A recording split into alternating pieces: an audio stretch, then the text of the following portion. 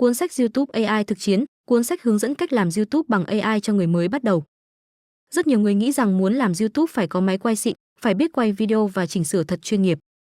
Nhưng thực tế hiện nay, AI có thể giúp bạn làm rất nhiều việc.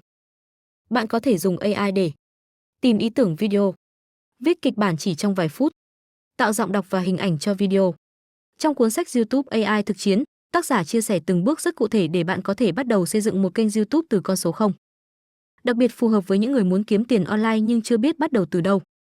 Nếu bạn muốn tìm hiểu thêm, mình để link cuốn sách ở phần giỏ hàng để bạn tham khảo nhé.